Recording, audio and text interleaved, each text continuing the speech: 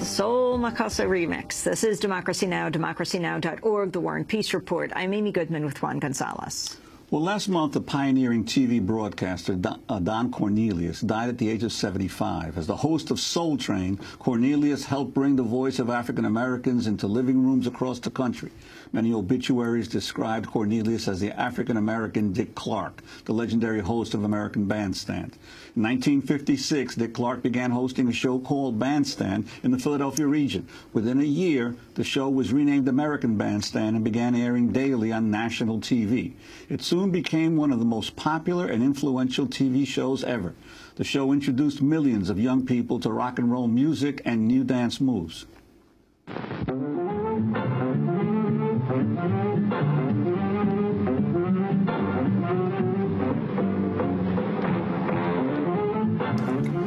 That was the opening theme song to American Bandstand. Dick Clark, who may be best known to younger audiences as the host of Dick Clark's New Year's Rockin' Eve, began portraying American Bandstand in the 1970s as a pioneering program, in part because it showed white and black youth in an integrated setting.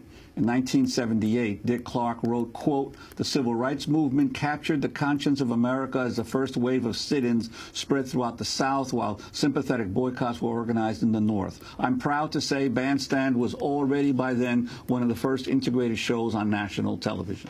Dick Clark later said, quote, "In 1957, we were charting new territory. I don't think of myself as a hero or a civil rights activist for integrating the show. It was simply the right thing to do." Well, a newly published book challenges this history of American Bandstand and reveals new details about how the show discriminated against black youth during its early years and how black teens and civil rights advocates protested the discrimination. The book is called Nicest Kids in Town, American Bandstand Rock and Roll and the Struggle for Civil Rights in 1950s Philadelphia. We're joined by its author, Matthew Delmont, Assistant Professor of American Studies at Scripps College in California. Thanks so much for being with us, Professor Delmont. Well, what's the real story? The real story is that American Bandstand was a segregated program for the whole time it was in Philadelphia. It actually became segregated before Dick Clark took over the show. So as a local program under the control of Bob Horn, it started in 1952. They implemented these racial discriminatory policies in 1954 and 1955 because they were concerned about fights that were happening outside of the studio. And Bandstand didn't want to bring any of that sort of potential teenage violence into the studio and upset advertisers or viewers. So when Dick Clark took over the program in 56, it was already segregated. And it remained a segregated program from 57 till it left for Hollywood in 1964. Well, Professor Delmont, in the book, you paint this picture. The studio for the show was in West Philadelphia of battles outside because black youths were not admitted in, and also of the African American leaders at the time who attempted to raise the issue. Yeah, one of the things that people don't often realize about American Bandstand is it broadcasts from a residential neighborhood in West Philadelphia. So it was right in the heart of one of the most vibrant and racially diverse communities in Philadelphia. So the demographics of West Philadelphia at the time were heavily African American, but there are a number of Italian Americans, Jews. It was a very racially diverse area. There are pictures from the West Philadelphia High School yearbook that demonstrate the racial demographics of the neighborhood, so it was extremely racially diverse. You didn't see any of that in Bandstand. Part of what was going on with Bandstand is they were concerned about representing the actual Philadelphia. They wanted to represent a sort of a white version of Philadelphia because they thought that would be most appealing to advertisers and to suburban viewers.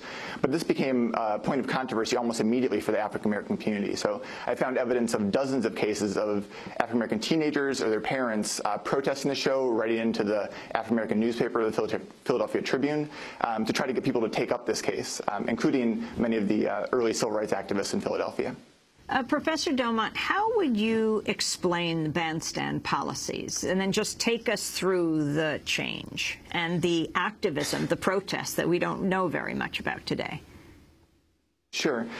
So one of the interesting things about Bandstand's policy is this is a story about civil rights and about segregation in the North. And what that means is they didn't have a formal policy that said no blacks allowed. So this wasn't like what you'd see in the South with de jure segregation, where you'd have a white fountain and a black fountain, or a black show and a white show.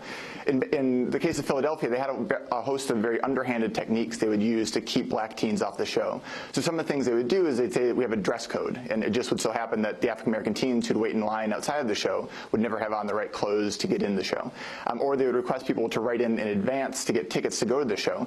What they would do then is they would screen the names in the neighborhoods from which they were receiving letters. So they'd look for names that were ethnically white, so Italian names or Polish names.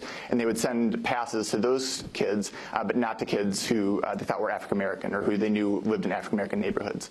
One of the interesting stories there is one of the earliest examples of the protest against Bandstand I could find was a teen named Walter Palmer in Philadelphia organized some of his other he was African American, he organized other African American teens to write in, and they gave in fake addresses and fake names. So they gave Polish last names as a way to get passes to get on American Bandstand. So once they had these passes, they were able to get in for that day because the producers had to let them in. But by and large, the entirety of the rest of Bandstand's time, they used these sort of underhanded techniques to keep black teens off the show. Can you talk about one of the legendary figures of black radio in Philadelphia, Georgie Woods? I knew Georgie Woods for many years. I spent many years living in Philadelphia. In your book, you show a photograph of Woods with Martin Luther King, and also talk about Mitch Thomas. Yeah, thank you for asking about them. Georgie Woods was a pioneer for both black radio in Philadelphia, but really nationally as well. He brought rock and roll to Philadelphia in the early 1950s. And what's unique about him, as a number of black DJs did across the country, he used rock and roll as a way to raise money for civil rights. So he was certainly interested in advancing his own professional career. But more than that, he would host these great shows at the Uptown Theater in the heart of black Philadelphia in North Philadelphia. And they would have the biggest artists of the day, so Sam Cooke, James Brown. And he would use the money raised from those shows to give to NAACP in Philadelphia, but also to send to the South to civil rights activists in places like Alabama and Mississippi. And Dr. King, when he came to Philadelphia, spoke with Georgie Woods and often praised Georgie Woods for his work in organizing and galvanizing the black community around civil rights. So how it shows up in the book is that Georgie Woods really presents a contrast to Dick Clark. So both people who were tremendous proponents of rock and roll, but whereas Dick Clark used rock and roll to increase his own fortune, Georgie Woods used rock and roll as a way to advance civil rights.